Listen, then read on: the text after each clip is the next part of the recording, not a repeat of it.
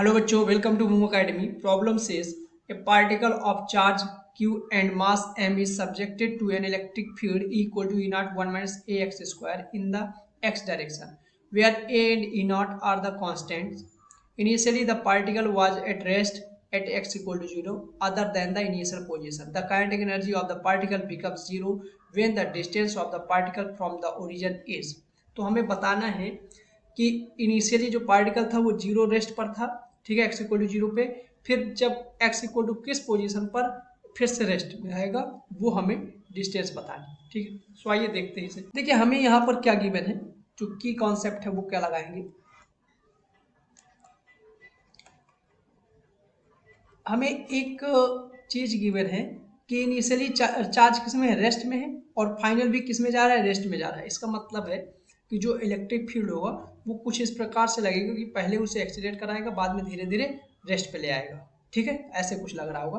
तो इस हिसाब से हम लोग देख रहे हैं जो चेंज इन हमारा काइनेटिक एनर्जी होगा वो इनिशियल और फाइनल क्या हो जाएगा, जीरो।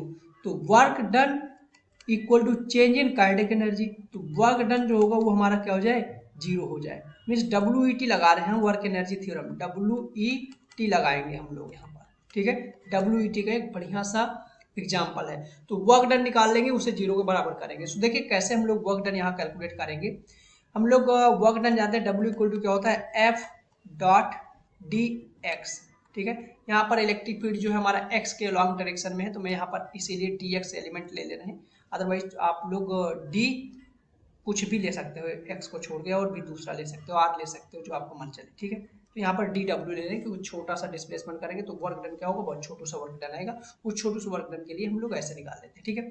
अब देखिए डी डब्ल्यू इक्वल टू एफ, एफ क्या होता है, एफ जो होता है f equal to q into e, तो f equal to q into e यहाँ पर रखते हैं। तो यहाँ से एफ क्यू रखेंगे, और जो डिस्प्लेस फोर्स लग रहा है वो हम लोग ले रहे हैं, मान रहे हैं कि हमारा एक्स के लॉन्ग ही लग रहा है। तो इस डॉट प्रोडक्ट को भी मैं हटा दूंगा साथ साथ। जैसे डॉट प्रोडक्ट को हटाऊंगा तो F D x cos zero आएगा, कॉस जीरो का वैल्यू क्या हो जाएगा, वन। तो यहाँ से इसे मुझे यहाँ लिखना पड़ेगा, ठीक है। देखिए क्या आएगा, डी डब्ल्यू इक्वल टू आ जाएगा, एफ का वैल्यू कितना है, क्यू इंटू ई, तो क्यू चार्ज हमें मालूम है, ई क्या हो जाएगा, ई नॉट और one minus a x square D x, ठीक। अब इसका इंटीग्रेशन कर लेते हैं। इंटीग्रेशन में लिमिट क्या रखेंगे, हमें मालूम है ये कहाँ से स्टार्ट हो रहा है, ओरिजिन से, means x equal to zero से लेकर के एक्स इक्वल टू एक्स तक बोल देते हैं कि एक्स में कहीं हमारा स्टॉप हो जाएगा।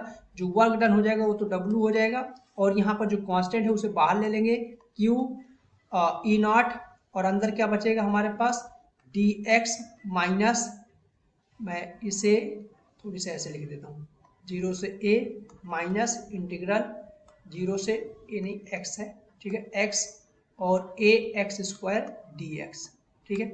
अब इसे इंटीग्रेट कर लेते हैं। जैसे इंटीग्रेट करेंगे क्या आएगा वैल्यू, देखो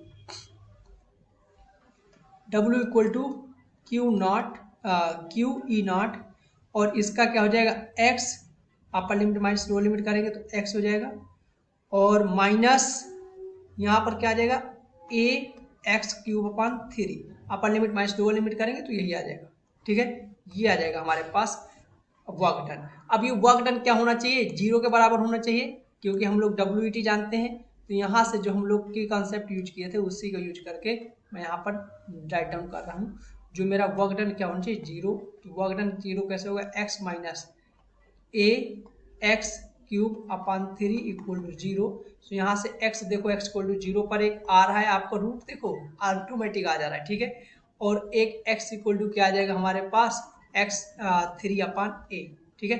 हालांकि प्लस माइनस आएगा, ठीक। प्लस माइनस ये है कि अगर आप ओरिजिन से देखो, यहाँ पर मैथ कितनी कमाल की है, इसीलिए शायद मैं फिजिक्स कर रहा हूँ, ठीक है, क्योंकि मैथ फेवरेट था। जीरो जीरो, ठीक, यहाँ पर जीरो जीरो रूट मिल रहे हैं, x इक्वल टू जीरो देखो मिल रहा है।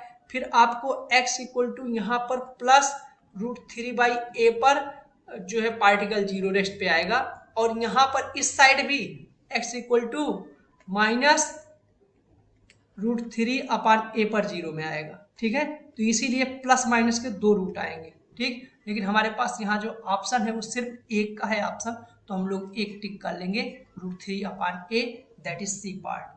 आई होप ये आपको समझ में आया होगा। समझ में आता है तो अपने दोस्तों को भी शेयर करें और बताएं कि ऐसे मैजिकल एक्सप्लेनेशन किया जा सकता है। Thank you.